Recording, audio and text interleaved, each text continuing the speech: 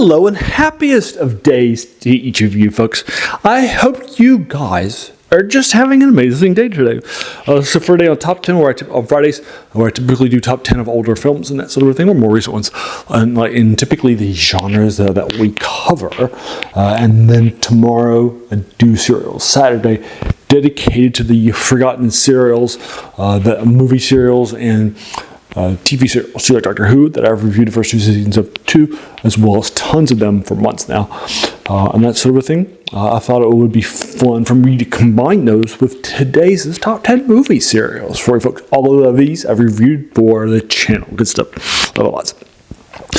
All right, let's get started with Zorro Rides Again. Number 10, this is from 1936. It's by Republic. It stars John Carroll, Helen Christian, and Reed Howells. This, if you recall, I just reviewed this like last week, so this might be recency bias. But it is, I've checked out some other lists when I come up with my list. It does make the top like 15 or 20.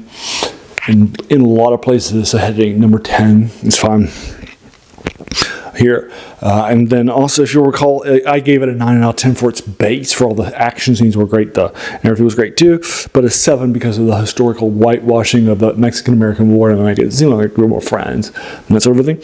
And now versed it to an 8, and I think that a 9 out of 10 proper definitely would make it here. Right? It's number 9.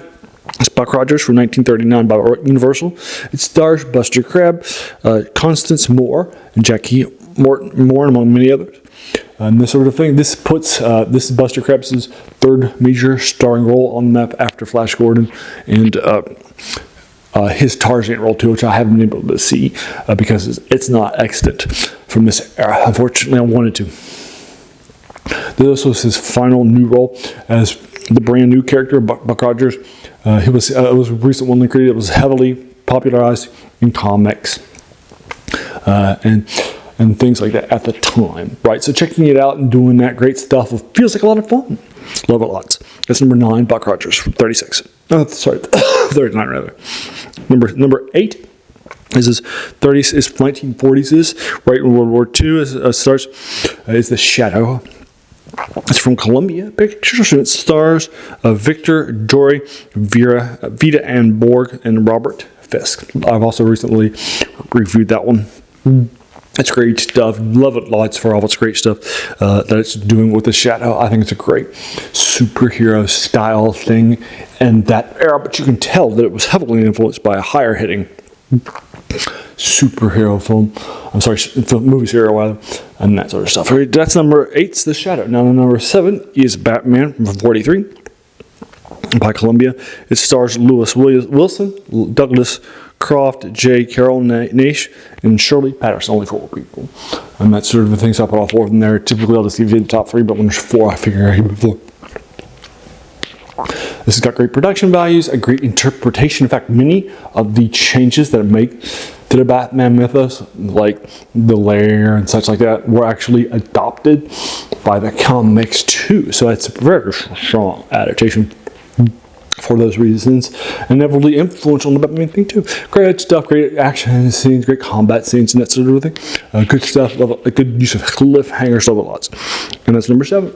Now number 6 is The Spider's Web. That is the one that I was referring to. It's heavily influential. It was put in 38 rather. It was made by Columbia Pictures and so forth. It was basically based on the Spider character from the pulp. It's the first pulp character that was placed. It was hugely successful, the biggest success that year by Columbia, and many other, and had the biggest serial that year too in 38. It stars Warren Hull, Iris Meredith, and Richard Fisk. It's also very influential on Spider-Man and that sort of a thing, from his vigilante status to the costume and the hat and everything else. Like, definitely tell Spider-Man was heavily influenced by the Spider's Web and the character and the spider in this character. All right, top 5 time. Number 5 is Radar Men from the Moon from 1952 by Republic Pictures. It stars George Wallace, Alan Town, and Roy Barkoff, among many others. So basically, in this one, they're going to be invaded by men from the moon that are an evil sort of a race. You can definitely tell it's influenced by the number 1 film serial, and then also you can definitely tell that it's pretty good stuff, right? Love it lots for a variety of reasons too. It's heavily qualified, heavily influenced. Great stuff, dude. But it's good stuff. Love it lots. And that is number 5, Radar Men from the Moon. Number 4 is the Green Hornet from 1940 by Universal. It's the highest scoring Universal serial. So good stuff. Universal making it in my top 5. It stars Gordon Jones and Wade Butler and Kelly Luke and such. So the idea is that this is a person, he is somebody who's invested. He has a media company. He's an orphan. He's pretty rich, and that sort of thing. You can definitely see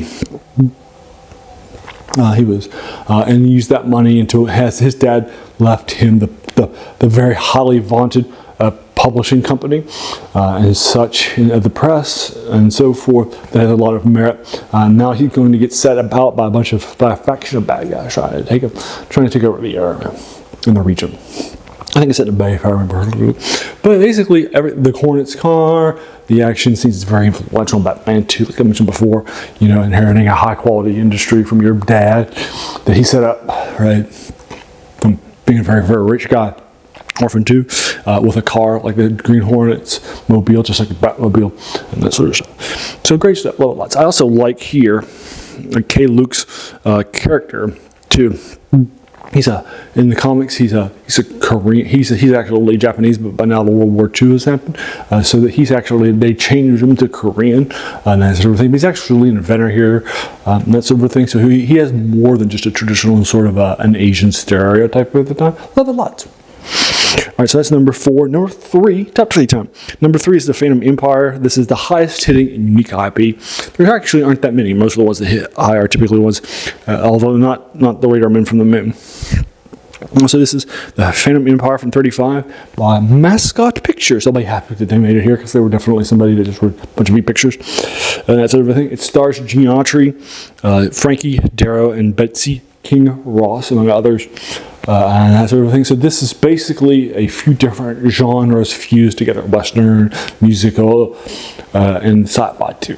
This has a great opportunity. Gene Autry here is playing somebody who has a dude ranch out in the area. He's singing. He has a live performance every day on the air, and that sort of a thing. And this is his debut appearance. He nails the songs. He nails the acting. He nails the action and scenes. Love him lots. It also, because of how popular it was, it actually put the singing cowboy on the map. And so things like the Zorro Strikes Again from 2 years later would have singing people. Zorro sings, right? So it was hugely influential. We can see later too. All right, so that is number 3, the Phantom Empire from 35, and that's also the earliest scoring one of the top 3. All right, next is Captain Marvel by Republic from 41. It stars Tom Tyler and Frank Coughlin Jr. and William Benedict. So this is a telling of, at the time, who was called Captain Marvel. Today is called Shazam because it was things. The actual full title, Steve Adventures of Captain Marvel, nobody calls it. So basically the idea happening here is that he is created by Republic. And that sort of a thing. He is on him. And a bunch of folks are on a quest into India for archaeological finds and that sort of a thing. And while there, they find some bad guys that start to attack him and so forth. And he doesn't go in with them into the areas. He's definitely showing up some respect. And so he's actually turned into Shazam. All right, so number 1 is Flash Gordon. It's my high scoring serial. Meaning the others too, that's not going to be that unusual. It's by Universal Pictures, and it stars Buster Crabbe in his star-making role, Gene Rogers too, and Charles R. Middleton as Ming the Merciless. It was the first that sci-fi that was just the sci-fi. Typically, if you did sci-fi, it was like the Phantom Empire. It was a part of something else, right? And so having it as a part of that sort of an IP proper, just being one thing, it was actually marketed. They figured it would just be for kids, right, and that sort of thing. But they marketed this to adults, and that sort of thing. It sold out theaters. It heavily was influential. Tons of sci-fi, like before that, none. But after, like 40% of serials would be sci-fi or have sci-fi elements. That sort of thing. It's hugely influential. Made tons of money. It even sold out like these theaters that weren't showing the serials. Like they actually showed this too because of how strong it was. Well done stuff. All up and down the block for you folks. And so, it's heavily influential today on Star Wars and such.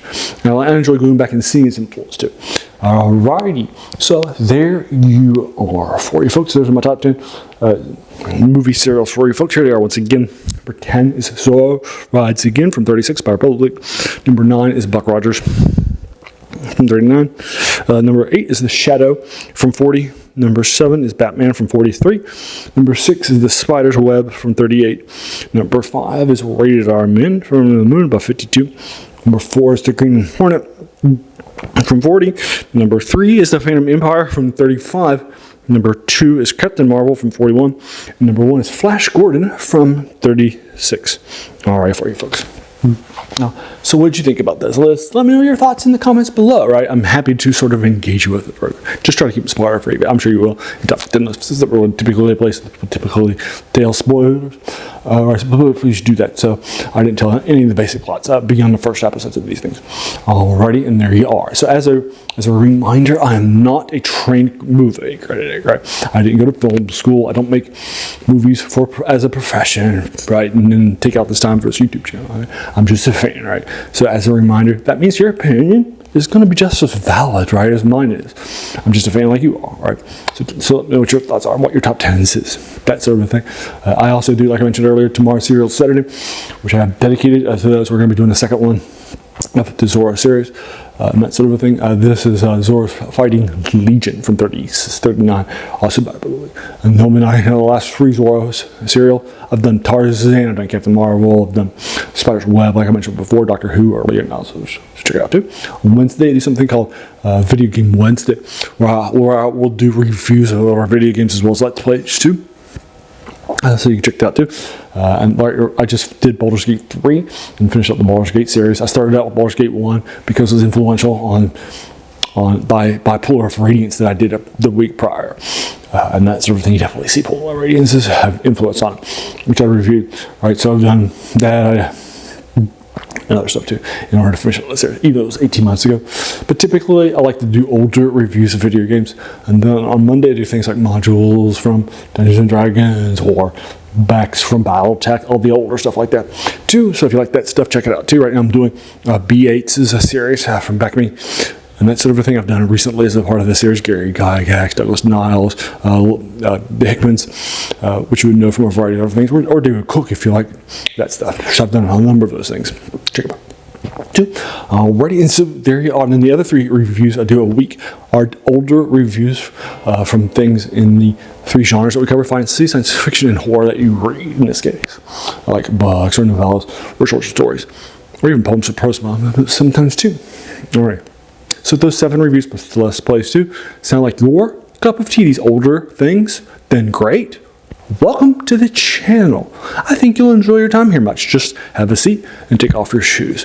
And while you're here, why not do the YouTube stuff like hit the subscribe button, the like button, the bell icon to be notified of those videos a week if you're from Frisky, and then share and watch and like.